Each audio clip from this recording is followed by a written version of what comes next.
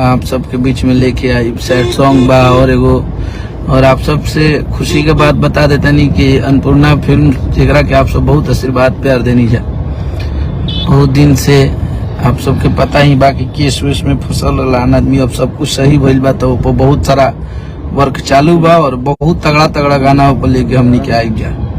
आज आप सबके बीच में लाइव आइल बनी कि हमनी के 2 चैत के गाना आइल बा।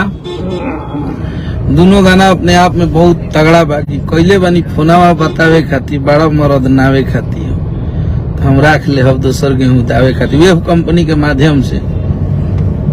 और ये बेरा एगो गाना रिलीज भइल बा कि हमारे मरद से दमावेले। ये गाना के आप सब ट्रेंडिंग में ले आ देनी जा, 5 नंबर पे ट्रेंड करता मेन ट्रेंडिंग पेज पे। तो एकरा खातिर आप सबके बहुत बहुत धन्यवाद। आप सब आशीर्वाद प्यार बनौले रही जा और मिजाज में रहे कब घबराए के नहीं कि अखिलेश कश्यप है तो सब संभव है, मारली की लाम हो रही की परी मार के टेंशन नहीं के लेवे के।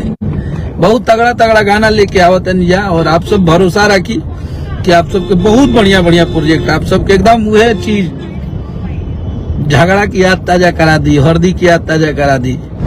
कोको कोला 2 ऐसा कोई गाना नहीं है, तो इसलिए आप लोग गलतफहमी में ना पड़े। और उस टाइप का भी कोई ऐसा गाना नहीं आ रहा है, तो कोई वो नहीं है, कोको कोला 2 नहीं है। टुनटुन यादव जी हमारे बड़े भाई हैं, अनंता फिल्म से आ रहा है गाना, तो बहुत अच्छा गाना है, वो आएगा अभी।